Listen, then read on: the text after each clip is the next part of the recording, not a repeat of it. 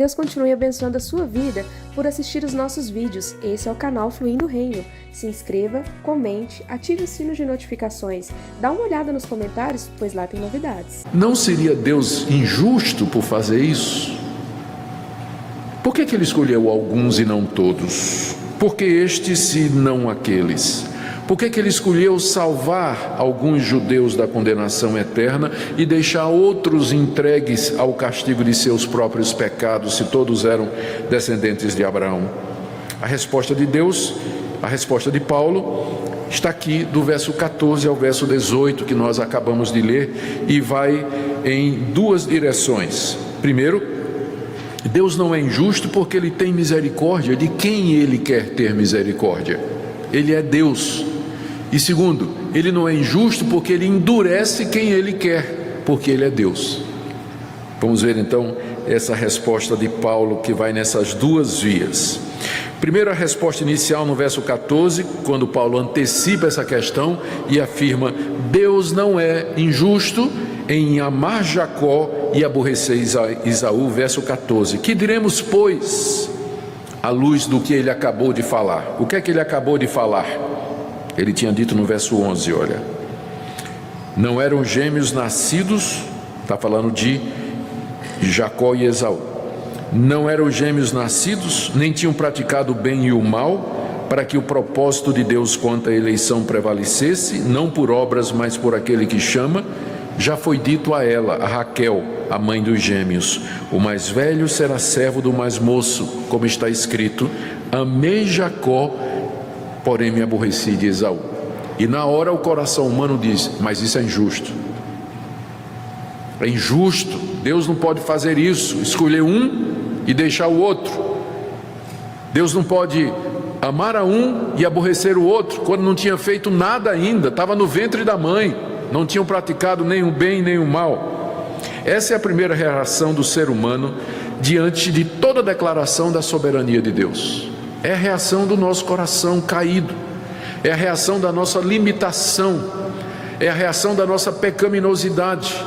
A soberania de Deus em fazer o que Ele apraz, e Ele não tem que prestar contas absolutamente a ninguém, nem a você nem a mim, dos seus atos. Que diremos? Pergunta Paulo no verso 14. A injustiça da parte de Deus, como alguém poderia pensar depois de ter ouvido que eu disse que Deus amou a Jacó e aborreceu Esaú? A resposta dele, enfática, é: de modo nenhum. Veja aí o final do verso 14, não é? De modo nenhum. Deus não é injusto quando Ele escolhe um e deixa o outro. Por que Ele não é injusto? Aí vem então as duas linhas de resposta de Paulo. Primeiro, Ele não é injusto porque, sendo Deus, Ele usa de misericórdia com quem Ele quer. Com quem Ele quer. Ele cita aqui no verso 15, Êxodo 33, 19, que nós iremos ver em detalhes daqui a pouco. Pois Ele diz a Moisés: terei misericórdia de quem me aprouver ter misericórdia, e compadecer-me-ei de quem me aprouver ter compaixão. Essa é a resposta de Paulo. Ou seja, a resposta dele está baseada na soberania de Deus. Deus é soberano, Ele governa o universo, porque Ele é o Criador do universo, santo, justo, verdadeiro, bom e reto. Portanto, Ele faz o que Ele deseja. E como Ele é santo e verdadeiro, nada do que Ele faz soberanamente é injusto. A gente pode não compreender, mas não podemos atribuir injustiça nenhuma a Deus pelo que Ele é. Exercer misericórdia aqui é Deus salvar quem Ele quer, é Ele conceder o perdão, a vida eterna, a salvação mediante Jesus Cristo àqueles que Ele desejar. E Ele faz isso de acordo com a sua soberana vontade. Paulo embasa essa passagem aqui, ele embasa essa declaração em duas passagens do Antigo Testamento. A primeira está lá em Êxodo capítulo 33, verso 19, e eu quero chamar a sua atenção para essa passagem. O que é que aconteceu? É preciso entender o contexto em que a declaração foi feita, para que nós possamos ver o que é que Paulo está fazendo aqui. Nós vamos voltar um pouquinho, é Êxodo 32. O povo de Israel havia pecado contra Deus e havia feito um bezerro de ouro estava adorando o bezerro enquanto Moisés estava no alto do Monte Sinai recebendo os 10 mandamentos. O povo achou que Moisés estava demorando muito e disseram: vamos fazer um Deus para nós, porque esse Deus de Moisés demora muito. Esse culto ao Deus de Moisés leva 40 dias. A gente quer um culto mais curtinho, um negócio melhor. Vamos fazer um bezerrinho de ouro aqui e vamos adorar. Uma alternativa ao culto verdadeiro. O povo fez o bezerro e estava adorando. Deus então irou-se contra o povo, Êxodo 32, de 1 a 10, e disse que ia destruir aquele povo. Deus mal tinha libertado o povo do Egito e disse que ia destruir o povo porque era um povo idólatra, que não queria andar nos caminhos de Deus.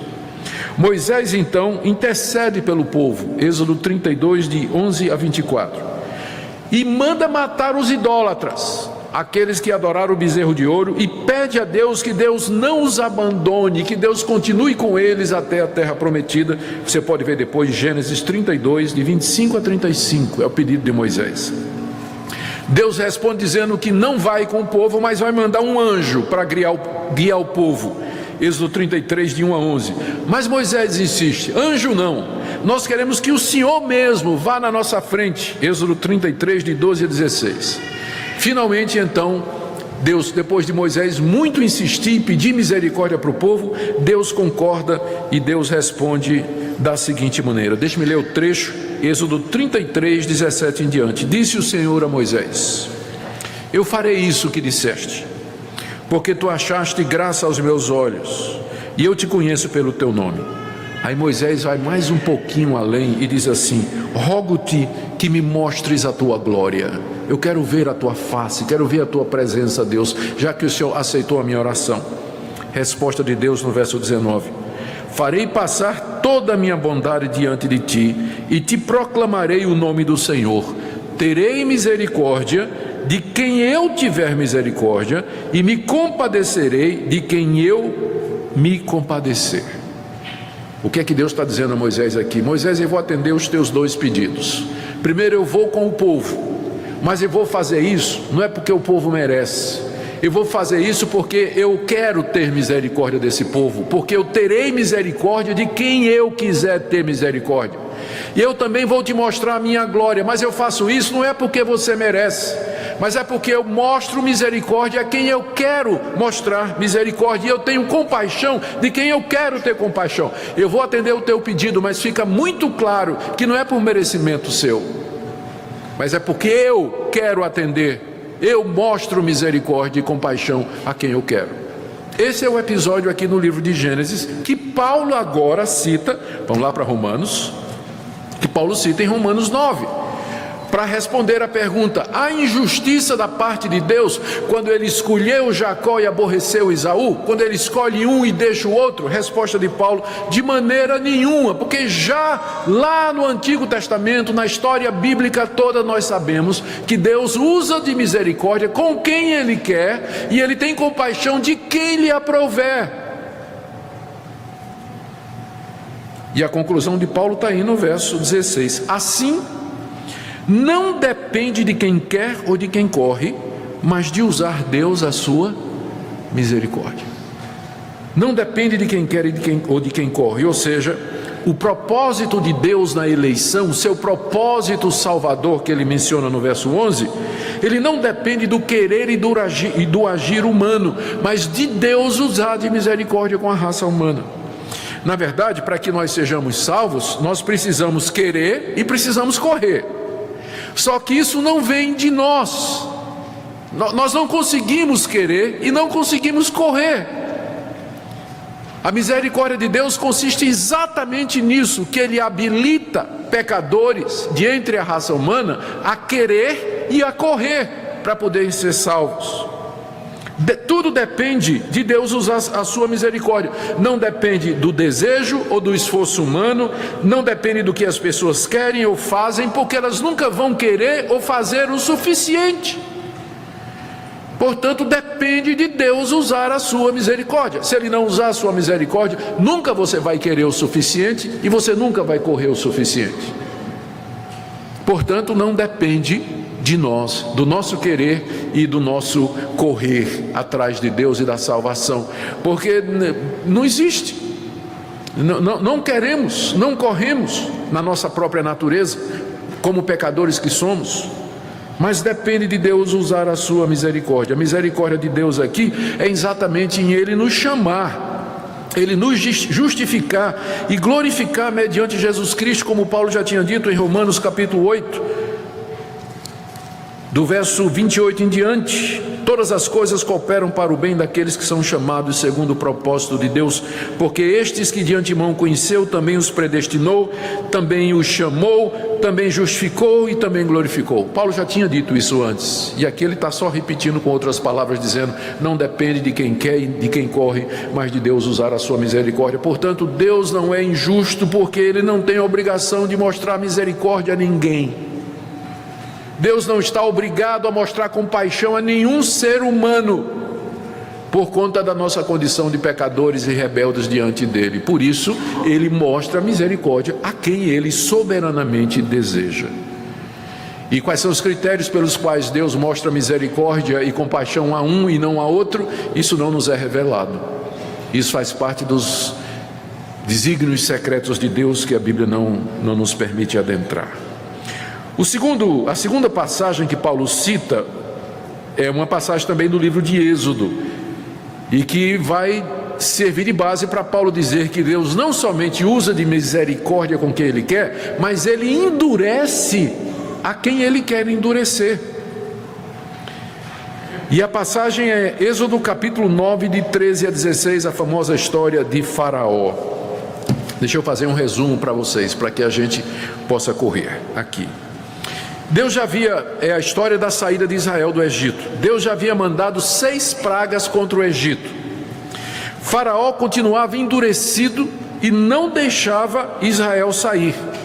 E Deus então aparece a Moisés e manda que ele anuncie a 7ª praga e também o motivo pelo qual ele ainda não havia destruído Faraó e toda a terra do Egito. Eu vou ler Êxodo capítulo 9, de 13 a 16. Disse o Senhor a Moisés: levanta-te pela manhã, apresenta-te a Faraó e diz a ele: assim diz o Senhor, deixa sair o meu povo. Pois dessa vez enviarei todas as minhas pragas sobre o teu coração, Faraó, e sobre os teus oficiais, sobre o teu povo, para que saibas que não há quem me seja semelhante em toda a terra. Pois já eu poderia ter estendido a mão para te ferir e o teu povo com pestilência, e terias sido cortado da terra. Eu já podia ter destruído você, Faraó, fazendo assim, se eu quisesse. Mas para isso eu te mantive, ou seja, eu te poupei e te mantive como rei do Egito até agora, a fim de que em ti eu mostre o meu poder e para que meu nome seja anunciado em toda a terra. Deus aqui revela a razão pela qual Faraó não tinha deixado o povo sair até ali.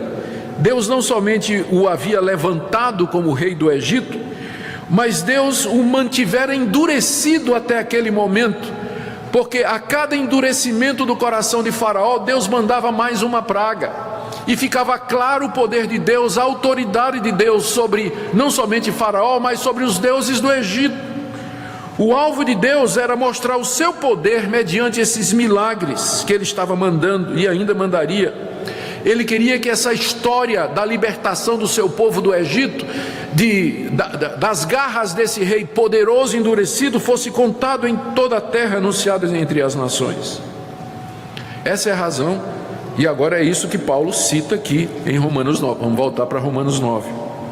Verso 7, depois de dizer não depende de quem quer nem de quem corre, no verso 16, 17, Paulo cita outra vez o livro de Gênesis.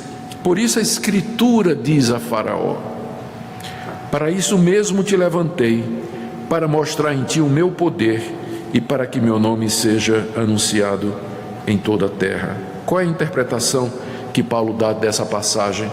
Está no verso 18, logo ele tem misericórdia de quem quer e endurece a quem lhe apraz.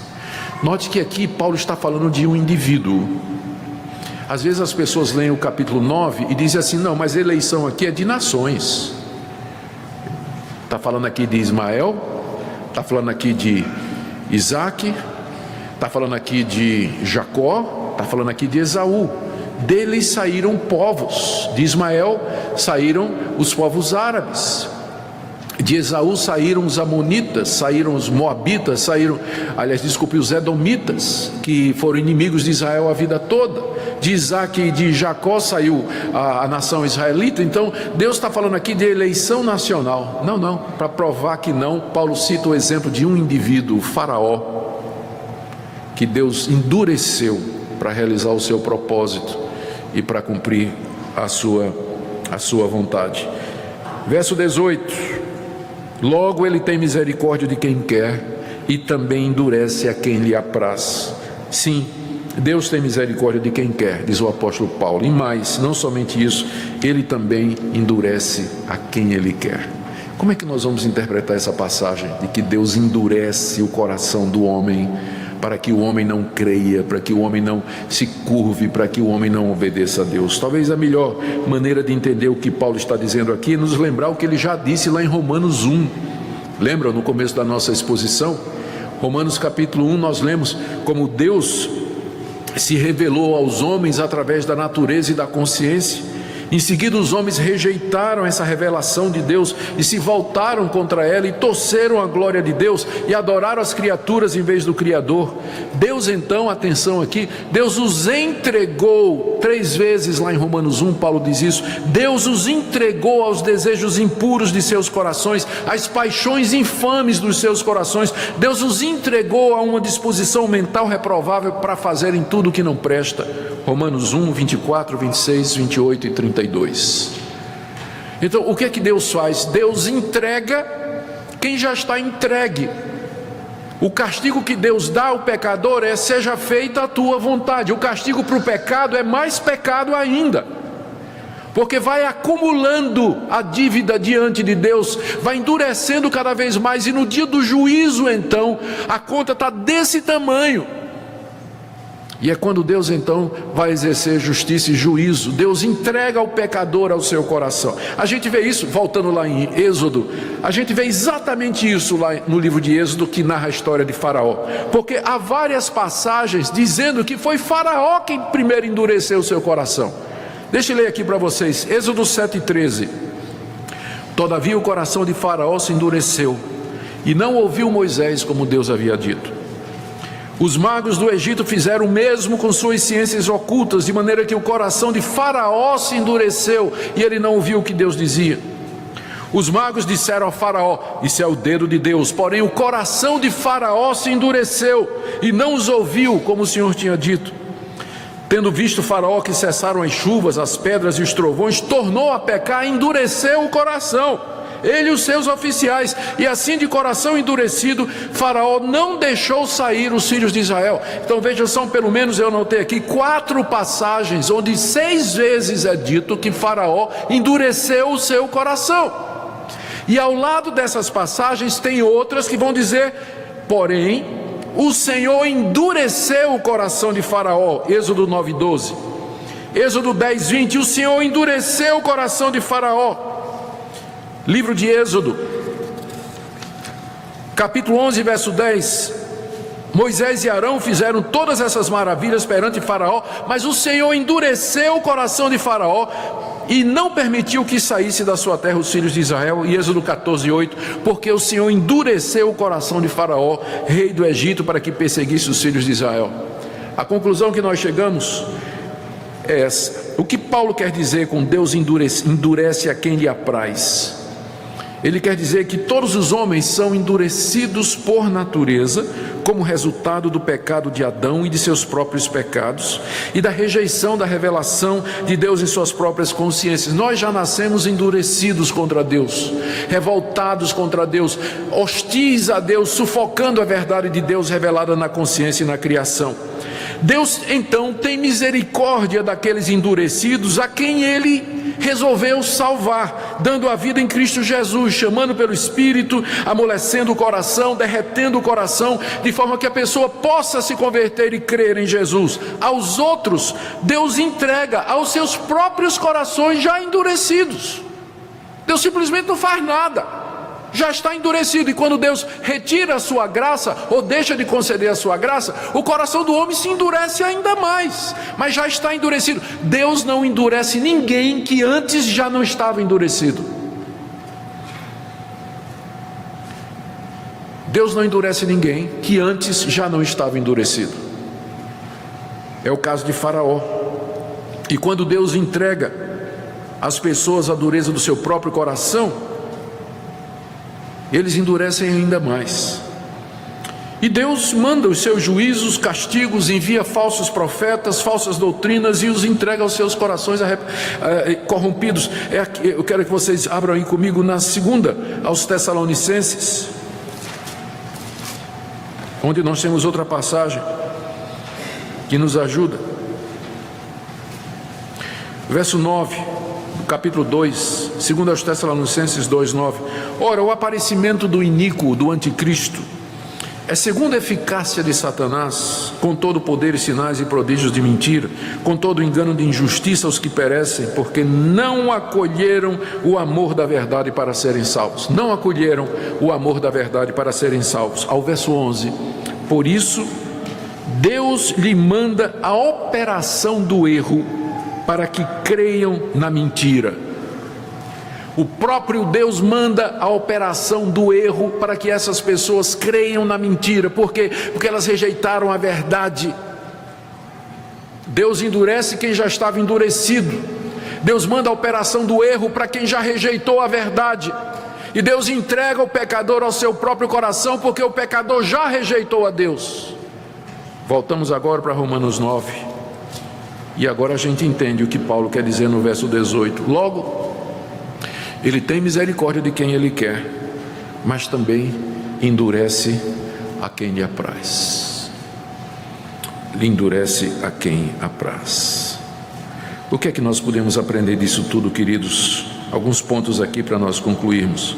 O ensino bíblico sobre a soberania de Deus na salvação de pecadores sempre provoca questionamentos, críticas, reações indignadas da parte de pessoas, até da parte de pessoas que se declaram crentes. Eu tenho ouvido muita coisa quando eu falo sobre isso, e às vezes de gente evangélica, não é?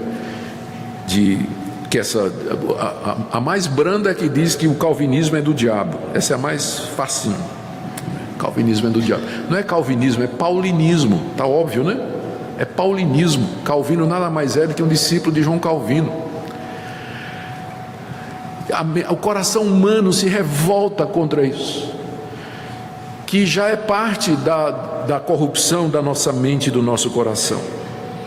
Mas por outro lado, nós temos que reconhecer que esse assunto é complexo, difícil e sensível, e tem sido assim desde a época de Paulo. Vê, aqui na carta aos Romanos, ele sabe que vai ter gente levantando essa questão, ele já antecipa essa pergunta: Deus é injusto porque ele amou Jacó e aborreceu Esaú? E ele explica: não é, porque ele tem misericórdia de quem ele quiser, porque ele é Deus, e ele endurece a quem ele quer. E ao fazer isso, ele não está sendo injusto, porque os endurecidos, aqueles que Deus endurece, já estavam endurecidos antes. Nem todos conseguem perceber com clareza e aceitar de coração o ensino bíblico sobre isso. E aqui nós precisamos de humildade, temor e reverência. Contudo, gente, não se pode negar que a Bíblia ensina claramente a soberania de Deus na salvação do homem. O que é que pode ser mais claro do que isso? Só falta Paulo desenhar. O que é que pode ser mais claro do que isso? Portanto, nós podemos dizer que nós não entendemos ou não concordamos, mas tem uma coisa que você não pode dizer, que não é bíblico. Isso você não pode. Você pode dizer que você não concorda e que você não entende, mas dizer que não é bíblico você não pode dizer. E por último, eu diria que quando nós compreendemos essa doutrina da soberania de Deus na salvação dos homens, os efeitos práticos dessa doutrina são muitos. Primeiro, essa doutrina nos humilha diante de Deus, não é verdade? Ela nos humilha diante de Deus. Não depende de quem quer nem de quem corre, mas de Deus usar de misericórdia. Deus tenha misericórdia de mim, porque não depende de mim. Portanto, você que fica adiando o dia, tipo assim: eu vou curtir a vida um pouco mais, vou sair com as meninas, sair com os rapazes, aproveitar a vida, e quando eu tiver lá nos 40 anos eu vou me converter. Não, você não pode se converter quando você quiser. Você não sabe. Você não pode se converter quando você quiser, porque não depende de quem quer nem de quem corre. mas de Deus usar de misericórdia. Por isso, quando Deus está usando de misericórdia, como hoje em que você está ouvindo essa palavra, esse é o momento de você se converter e se arrepender e crer. Quando Deus está mostrando misericórdia a você, a palavra dele está sendo pregada e você está sendo confrontada por ela. Não há nada que nos tire mais arrogância e justiça própria do que essa doutrina. Ela também nos ensina a ser compassivo para com outras pessoas, porque se eu recebi misericórdia e compaixão imerecidamente, soberanamente dado por Deus, e não é baseado no que eu faço, como não ter misericórdia e compaixão das pessoas ao meu redor? Essa doutrina faz com que toda a glória seja de Deus. Não há glória nenhuma para mim.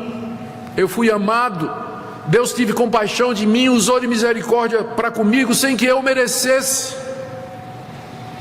Essa doutrina me encoraja a fazer missões e evangelizar, porque eu sei que Deus vai exercer misericórdia e compaixão com muitas pessoas lá fora. Por isso eu prego o evangelho, porque através da pregação Deus vai mostrar misericórdia e compaixão àqueles que ouvem, não sei quais, mas Deus sabe. Isso me encoraja a orar pela salvação de pecadores, porque eu sei que através das minhas orações pelos pecadores, pelos meus amigos, meus familiares e meus filhos, Deus vai usar misericórdia e compaixão. Então, longe de ser uma doutrina que tira o fervor evangelístico, o desejo de orar, ao contrário, é a base da verdadeira oração e do verdadeiro evangelismo, porque se Deus não usar de misericórdia e compaixão, os homens estão endurecidos, eles nunca vão crer por conta própria. Portanto, é dever nosso, daqueles que entendem essa doutrina, de louvar a Deus, agradecer a Deus, orar, interceder, evangelizar e amar e humilhar-se e dar toda a glória a Deus, porque de fato a salvação pertence a Ele.